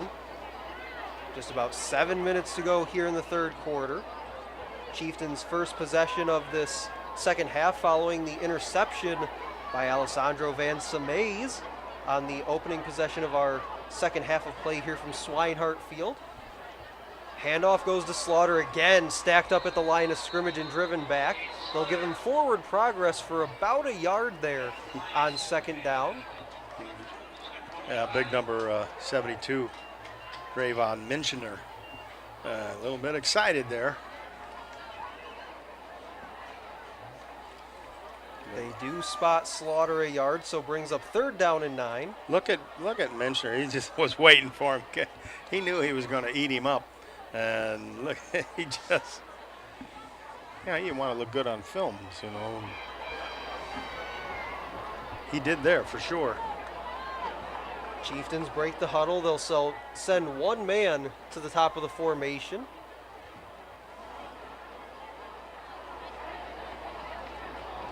Running back Azar checks back in, throws in the slot just behind his intended receiver, falls incomplete, and that'll bring up 4th down. Looks like he was looking for Malone. Yeah, the kicker there is a wide receiver as well. I'm sorry, he's not the kicker. Looks like we are gonna have the kicker come on, and that's Jack Mahoney. Jack Mahoney. What is that going to be, a 35-yarder? The wind is a little bit in his face, so we'll see if he gets a good foot under it. This should be just within his range as he drives this one in. It's high enough, but he pushed it just wide, no good. And our score remains the Chieftains 14, the Warren Mott Marauders 7, 5:51 to go here in the 3rd quarter. So the Chieftains come up empty following the Alessandro Van Samays interception. I mean, he certainly had enough leg. It was just a matter of accuracy there. And she said he just kind of pushed it a bit and just missed it. But man, enough leg for a 35-yarder. It looked like it could have been enough for a 45-yarder. Now we'll see if the Chieftains defense can hang tight against these Marauders. Following our game this evening on Shelby TV will be the homecoming festivities here from Swinehart Field. Tim Meyer, Stephen McDonald here with you. Sims in the shotgun, brings a man in motion. Running back is to his right. He'll roll to his right. Looks like a designed run all the way, and he scampers out of bounds after a very short gain. Look like Flowers over there. for Utica did a nice job of cutting him off, so he maybe about a yard. See it here. No, that was Slaughter. And Slaughter has the speed to cut off the outside, so he was the one that forced him out. Jack Malone also in pursuit of Sims, but Slaughter got there first. 2nd down and 10, no gain on that designed quarterback run. Straight drop, Sims looking deep, middle, has a man, and this ball is intercepted once again by the Chieftain defense right around the 50-yard line. And right on cue, Jack Malone picks it out of the air, and the Chieftains with their 2nd straight turnover. And Jack Malone was reading that all the way. Coming over there, he's reading it all the way. And a bit of a wounded duck there. He does a great job of picking the ball off. Utica now has a chance. They could open this thing up if they can get another score, and that's going to be very difficult for Warren Mott to come back on. Came up empty on that last possession just moments ago. Now ball spotted at their 49-yard line, 1st and 10. They'll look to get something going here on this possession. Their 2nd of our 2nd half, both coming off interceptions by Sims. They go handoff straight up the middle. This looks like Azar cutting his way across the 50 and now stacked up as he drives ahead down near the 45. They'll give him the 46-yard line. Brings up 2nd down and 5. See here. Again, running hard again. Azar, his offensive line are bulls. He saw the push on that left side of that line, and he went to that area. And look, he got a good gain, 5 yards. It's the way you want to do it on 2nd down. Make it 2nd and easy. That's what you want. As we hit 5 minutes to play here in quarter number 3. Darren Welch and the Chieftains offense comes up to the ball. Handoff again, straight up the middle, 40 and inside the 40. That gives them the 1st down and a few yards more to around the 39-yard line. That little hesitation by Azar let his blocks set up. Watch it here. Just waits, hesitates for the block to come, and then runs right into Anderson and bowls him over. No, Anderson tackled him, but he absorbed the blow. But another 1st down for the Chieftains at the 38, so here we go. 1st and 10 from there. Welch in the shotgun. Looks like he has Azar to his left. A real running situation here. Stack that line of scrimmage. They do go handoff. Fights his way forward, breaks a couple tackles, and down at the 25-yard line. Milanoff makes the tackle, but watch 25. He's not in the screen, but he got clean, man. Martin Swanky got cleaned up on that Utica line. He's laying there. Man, he got smacked.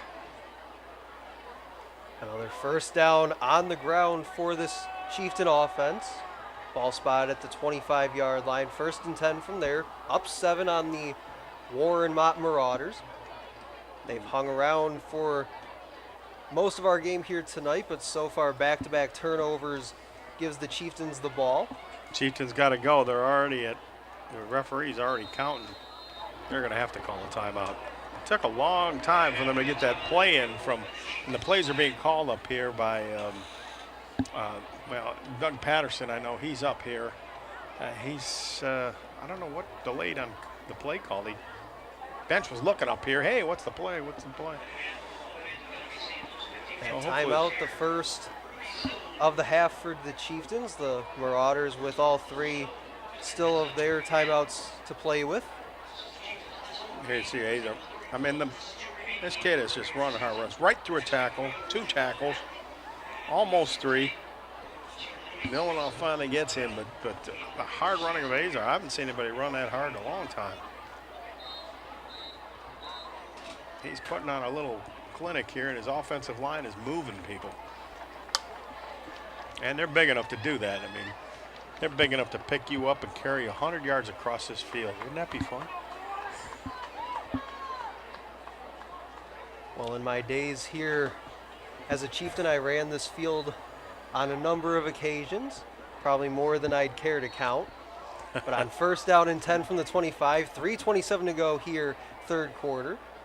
Welch back in the shotgun. Looks like he has Slaughter as his running back. He goes play action, looking middle, has a man, and inside the 5 and down to around the 2-yard line. A big play on first down as Welch connects with his favorite target, Anthony Flowers. And I'm not sure why there was 2 receivers in the same pattern. They're in the same area. It looked like they could have screwed that up. I mean, Flowers looked like he could have had a touchdown. So they got to do a little correcting there. Well, who's supposed to be where, you know? Take another look at that. I mean, he's tackled by his own guy. Tommy Boyd was also in the area. I don't think Tommy was supposed to be there. So first and goal, ball on the 2, inside 3 minutes to play. They go handoff, cuts it upfield and into the end zone for the Chieftain touchdown.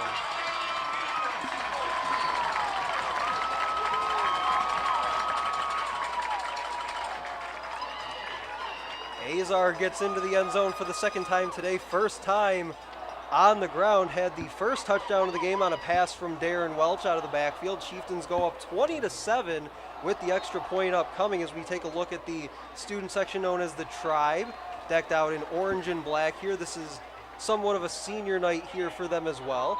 Extra point is up and good. That brings our score, the Utica Chieftains 21 and the Warren Mott Marauders 7.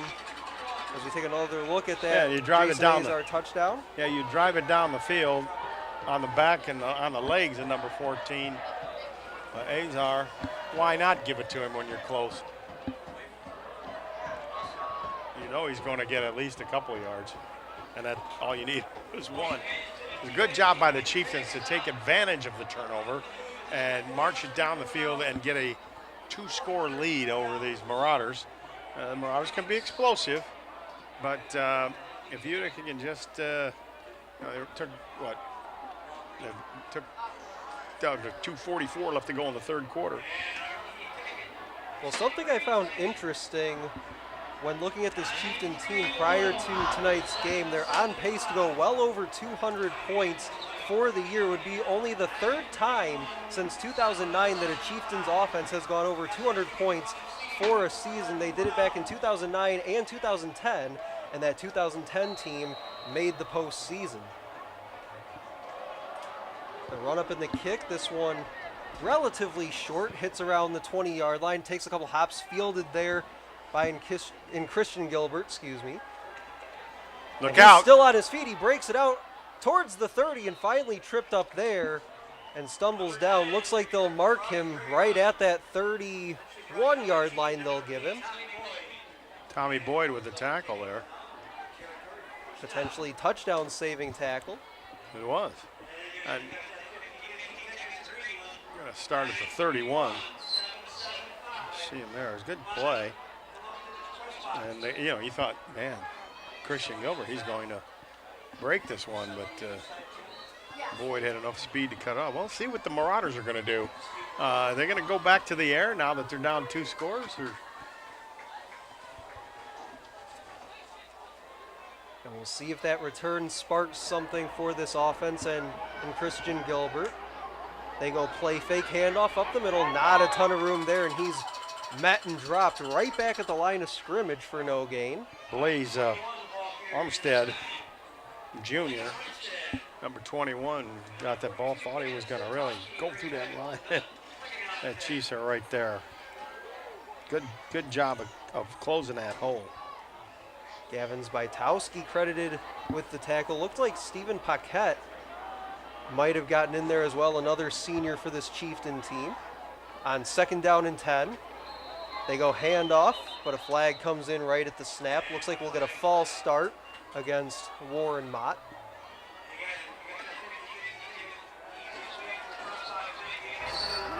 All right, we have a false start on the offense. It's a 5-yard penalty, still second down.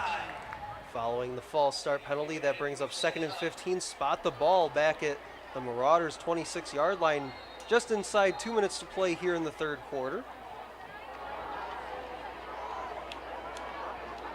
As they get the play from the sideline. I think I know that play. Chieftains defense back-to-back interceptions here in the third quarter as Sims drops back, pressure coming, avoids it, steps by another defender, now all the way across the field, throws, got it complete, and he's out of bounds for the first down. Man, what a great job. Looks Not like only by Green. Sims, but it's Green that comes back and helps his quarterback out. Beautiful job by Michael Green, the senior wide receiver, recognizing his quarterback was in trouble. He comes back for the football. Marauders go quickly, still on his feet across the 50, pushing ahead, and finally tumbles down at the 40. Took about every Chieftain defender on the field to finally bring him down as he gains the 39-yard line of the Chieftains for a first down. Again, they go quickly back to the ground and brought down, but not after gaining about 4 on the run. Armistead is a powerful back, and once he gets going, he is hard to bring down. You see, he's a very powerful back, strong legs, decent speed. This time they'll go swing pass looking for Green, and that pass falls incomplete. I had a little bit too much heat on it. Hit him in a bad spot, the hands. Clock stops, 49.1 seconds to play here in quarter number 3. 21-7 our score. Chieftains put the ball in the end zone just a few moments ago with Jason Azar. 3rd and 7 upcoming for the Marauders. 3 receivers come to the bottom of the screen. Sims in the shotgun with Armistead.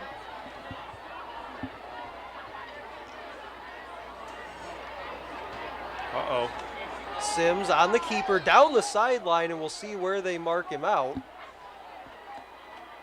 Couple yards short of that line to gain, brings up 4th down and I would say about 3, and that is what they'll give him at the 32-yard line. Clock continues to run here inside 30 seconds to play. Marauders back to the line. They'll keep the offense on the field. Green comes in motion. Now he'll shift back outside. And now Sims checking the sideline. I wouldn't be surprised, Tim, if they just run this down and take it to the 4th, but then again, I could be wrong. Oh, that's going to stop the clock. That's an illegal procedure as the lineman moved there. That's going to stop the clock. I don't know if that's going to change their decision dead ball, to go false start on the offense. It's a 5-yard penalty. Still 3rd down. 4th down.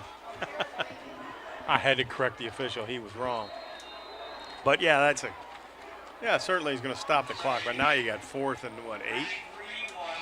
That is how we will begin, I believe, the 4th quarter. Yep, they're going to run it off. So I thought it would stop the clock, but it must be under 10 seconds. Doesn't stop it. So that's going to be the end of the 3rd. Our score at the end of 3, the Utica Chieftains 21, the Warren Mott Marauders 7. The Marauders will have it 4th down and 8 from the 37-yard line as we are moments away from the start of the 4th quarter. And Tim, we'll get your thoughts here in just a second on this final 12 minutes of play here from Swinehart Field. Homecoming weekend again for the Chieftains here. Also the final home game for the seniors, not just the football team. Also want to acknowledge the marching band, cheer team, dance team, and even the students here in attendance tonight.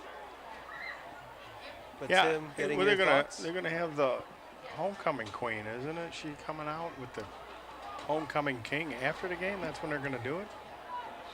From what I've heard, yes, that is going to be the game plan following our game here in about the next 12 minutes of action or so. We will find out who the homecoming king and queen will be here at Swinehart Field. And you're going to stick around for that. You're going to cover that? I won't be covering it. I will not be covering it, but I will Stick around? most likely stick around just to see how that turns out.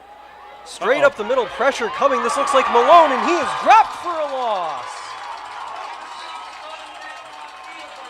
No, that was Correction, that was Zach Perozic, number 17. Tough to tell some of these numbers from up here in the booth tonight. Chieftains going with a alternate gray uniform, but Perozic straight up the middle, able to bring Sims down. good closing speed there, and you know what? He gives his offense great field position with that sack. Ball spotted at the Chieftain 44-yard line. Does flip the field just a little bit with that fourth down stop, as you said, Tim. Gives them a few extra yards to play with. Just about 6 seconds in to this fourth and final quarter of play. Chieftains will take over at that 44-yard line, up 2 scores. Now, I don't expect them to change much. I think Azar is going to get the football. He will, trying to get out to the left side, has a couple Marauders in pursuit. He gets a couple, but a flag comes in behind the play. They're going to get Gavin Savitowski for holding.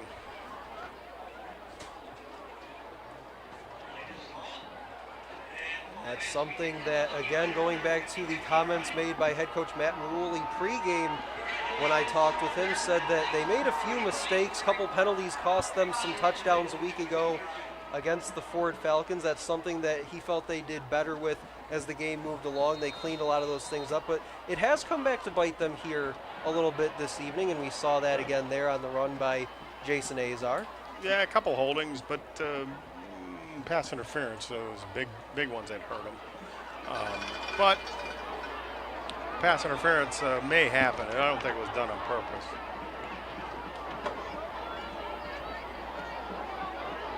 Fake the flowers. So Welch will roll, looking deep, has a couple players in the area. Azar's there, and he makes the catch at the 30-yard line. The defender draped all over him, and another big play for the Chieftains offense. What an adjustment to the football by Azar. And as I was looking downfield, I didn't think he was a primary receiver. Then he watched Welch, he sees him, and he goes, you know what, I'm gonna heave it up there. And look at that catch by Azar, concentrating and catching that football in the air. So the ball spotted all the way down to the Marauders' 30, 1st and 10. A minute gone here in the final quarter from Swinehart Field. You're watching Shelby TV, my broadcast partner Tim Meyer. I'm Stephen McDonald. Here we go. Handoff goes to Azar, jump cut across the 30 line of scrimmage and gets a couple there on first down. Looks like they'll give him 3 on that run. It looked like nobody really could see it, but it looked like Bryce Gatellis and Dominic Ianta were having their own little battle, number 5 and number 52, over there at the top of the screen. Zach Perozic, the Chieftains tight end, checks back in. On 2nd down and 7, ball spotted at the 27-yard line. Bring Vitowski in motion. They'll go handoff. Azar gets it all the way inside the 20, inside the 15. They'll spot him at the 13, and again, that's another first down for the Chieftains. A good tackle by Ianta. Otherwise, Azar's in the end zone. Watch number 5 as he tracks him down and then makes the tackle. But if he doesn't, Azar is gone for a score. Azar hunting touchdown number 3 on the night. Has 1 through the air and 1 on the ground.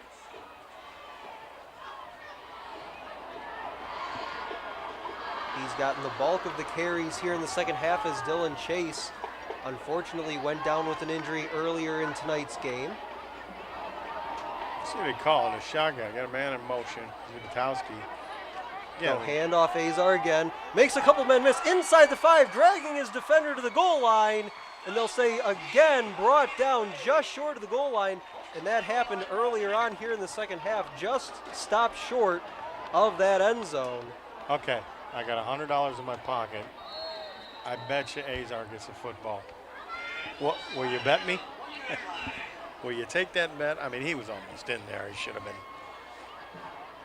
I think if we polled a few fans here in attendance here tonight, they'd all say the same thing. This ball is almost guaranteed to go to the senior running back, Jason Azar. On 1st and goal from the 1. Handoff, met in the hole, falling forward, and it's a touchdown for the Chieftains. He would not be denied, and he gets in as he was stopped just short on the last play. That big number 7, Milanoff, hit him, but his fortitude just, look, Aaron Milanoff hits him, but man, Azar had the momentum going and bounced it into the end zone for a touchdown. Good stuff. Extra point upcoming. Chieftains up now 3 scores on the Marauders. Welch the hold, kick is up, and good. That brings our score, the Utica Chieftains 28, the Warren Mott Marauders 7. And coming into play tonight, the Chieftain offense averaging around 30 points per contest here this year, just a little bit under that here tonight. And that run for the touchdown that you just saw is just the epitome of how Azar's been running tonight. Number 14 has been the workhorse, and he looks like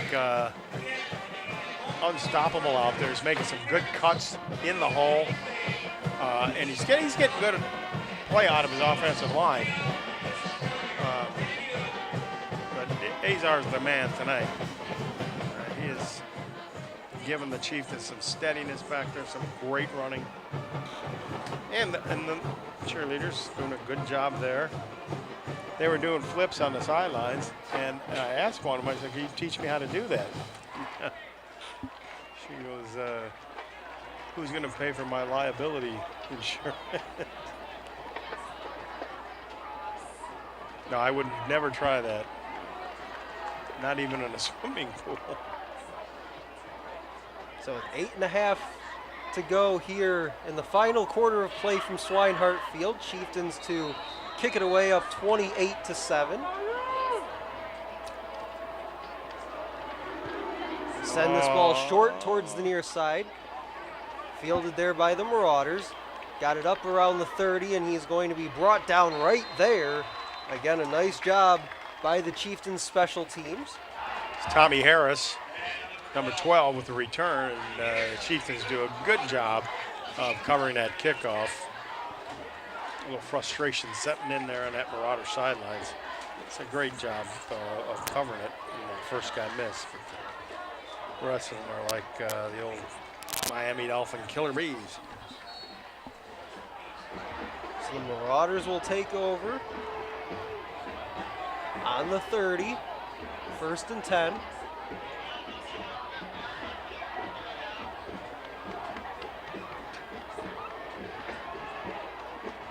Marauders bringing in a Marlowe's coming in. Offensive lineman. And he's coming in at a right tackle. Like I said, a lot of guys going both ways for the Marauders. They'll go handoff. This looks like Liggins. And he's stacked up, but not after he gains a good chunk of about 5 there on 1st down. Fortunately, the clock's going to keep running. Good run there by Liggins, rather. Good tackle there by Mahoney. On 2nd down and 5, they look to the sideline for the play. Inside 8 minutes to go. Green comes in motion. They will go play action this time. Chieftains able to get a little bit of pressure in the face of Sims. All the way to the sideline and throws this ball incomplete in the area of Ja'Cory Anderson.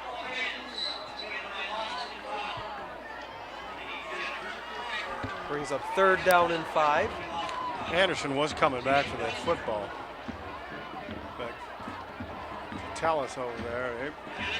Sims, he didn't have a lot of options there. He ran out of options. He got close to that sideline. Good job by that Chieftain defensive line. Keeping the pressure on. Following tonight's game, the Chieftains will finish up the 2021 season on the road at Chippewa Valley and then Sterling Heights High School on 3rd and 5. A keeper for Sims. Bounces outside the tackle, getting all the way to the sideline, but he's going to be brought down. Looks like he maybe got a yard, if that, on 3rd and 5. And Tommy Boyd over there. Good job with the closing speed here. Oh, that's Slaughter over there. And Boyd, just for good measure, gives him an elbow to the chops there. Yeah, Josiah Sims cannot get outside, and it's a great job by Slaughter and Boyd to cut that off. So they're going to punt. Nobody's deep for Utica, so I don't.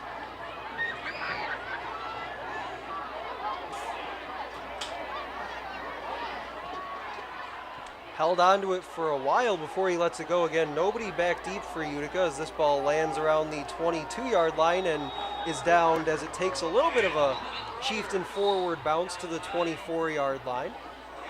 Yeah, we see no flags, and we'll see if we're going to. I don't know if you're going to see Mr. Maruli here. Unless that's their only option. Yeah, he's coming out there. I don't know, man. 28-7. Well, there's I'm sorry, Azar. That's Mr. Maruli right there. And I heard that he was a homecoming king. Is that true?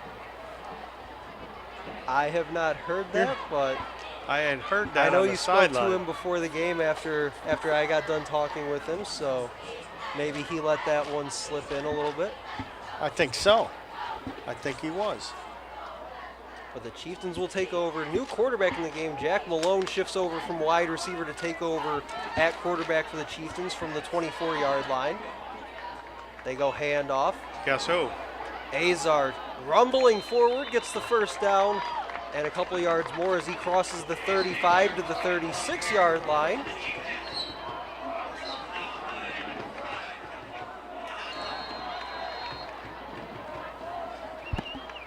That's just typical of the Azar run, the blocking and going forward. Now we'll see what they call. Clock is running with the 6:05 and counting left to go here in the ball game. So Malone comes out.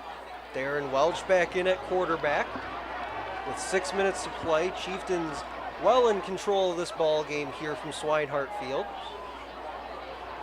Bring a man in motion across the line. Go handoff again. Azar, couple cuts, gets to the 40 and a couple yards extra to the 41-yard line. And more importantly, it keeps that clock rolling. Azar here with some nice cuts like he's been running all night. Ianza finally got in on the tackle again. He's probably tired of seeing Azar. So on the run brings up 2nd down and 5. Approaching 5 minutes to go here. Chieftains in no hurry to get up to the line. Couple receivers to the top of the formation. Welch in the shotgun, running back to his right. They'll go handoff. Azar pushing his way ahead, has the first down and more. And finally brought down around the 48-yard line. Yeah, I mean, they got number 9. He's still fighting for yardage, and Christian Gilbert finally just had to pick him up and throw him down to get him down. He wouldn't go down, and Gilbert just gonna, you're going down, and he did. But again, the clock starts now. They got the first down. The clock's gonna start.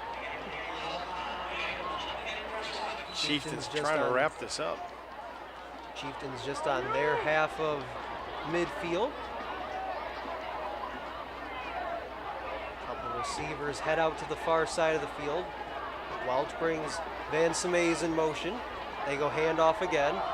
What a move by Azar. Tripped up and falling forward was Azar. He'll get around the 47-yard line of the Marauders. I mean, he froze a defender here, right with this move. Defender thought he was coming, gave the leg and took him back, and man, that was a good run by Azar. Ja'Cory Anderson, the victim of the Azar move. 2nd down and 5. Chieftains come to the line. Ball spot at the 47-yard line. Prozic moving in tight. Receivers bunched up for the Chieftains here. Welch takes a long look at the Marauders defense. They go handoff again. Who else? It's Azar. Gets the 40 and he's driven out there. I think he stayed in bounds. Are they going to call him out? Well, it stopped the clock with a first down, but let's see if they start the clock again. I thought he fell before he got out of bounds. Let's see it here. Is he out? No, he's in bounds, so it's just the. Yep. No, they started the clock again, so that's good for Utica. Welch gets the play from the sideline. He'll relay it to his teammates in the huddle as they come out. 1st and 10 from the 39-yard line. Just about 3 minutes to go here from Swinehart Field on Shelby TV.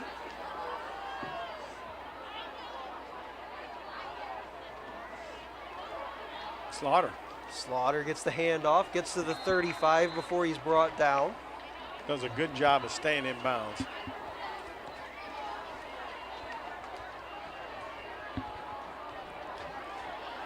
That'll bring up 2nd down and 5.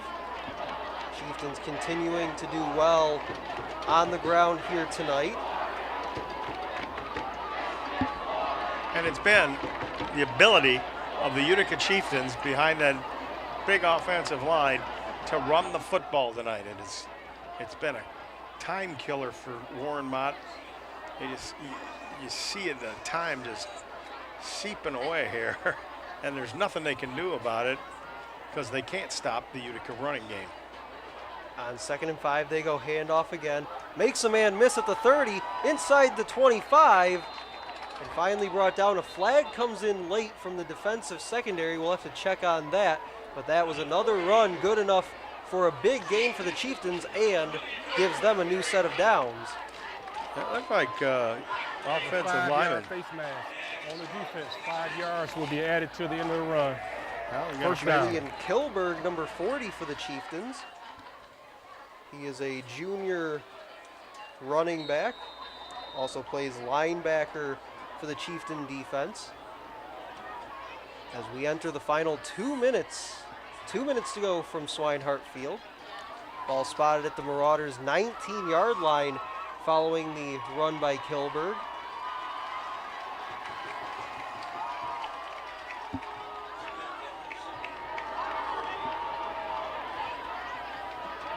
Welch will go under center for this next snap and take a quick knee down. I mean, Mott has 3 timeouts. They're not going to use them. And why would you? 28-7. Not even your miracle of miracles could pull this one off for Warren Mott tonight. Chieftains just moments away from improving to 4-3 on the year, 4-1 in Mac White play. Marauders will fall to 3-4 on the year, 2-3 in Mac White play. Chieftains will head on the road next week to Chippewa Valley to take on the Big Reds. Another kneel down by Welch. And that Chippewa Valley team is going to be certainly a little bit different than this Warren Mott team. You think you have speed on the Warren Mott team. That Chippewa Valley team is fast. And Cephas, the running back, is a load to bring down. They're going to have to play with their A game on the offensive and defensive lines next week. I had the pleasure of calling 2 of Chippewa's games a year ago, both against the Eisenhower Eagles, and Cephas Harris, the running back, was probably the best player on the field in those games. As the final kneel down from Swinehart Field, the Chieftains get it done here on homecoming weekend, 28-7. Your final score, the Chieftains over the Warren Mott Marauders. Chieftains improved to 4-1 in Mac White play, 4-3 on the year overall. Warren Mott 2-3 in Mac White play, 3-4 here in 2021. Tim, get your final thoughts here on our contest from Swinehart Field. Oh, a fine job by the Chieftains executing their offensive game plan. And their offensive game plan was to control the football, keep it out of the big playmaking of Josiah Sims and his receivers and running backs. They did a great job of that. They also did a great job on defense by picking off a few passes and keeping the Marauders' drives stopped. So good job by the Chieftains. They got a little bit of work to do. Don't get too celebratory because that Chippewa Valley team's a tough team. But hopefully they can bring a victory and defeat Chippewa Valley. Would do a lot for their playoff chances. Well, for the Shelby TV, alongside my broadcast partner Tim Meyer, I'm Stephen McDonald saying so long from Swinehart Field, where our final score one final time is the Utica Chieftains 28 and the Warren Mott Marauders 7.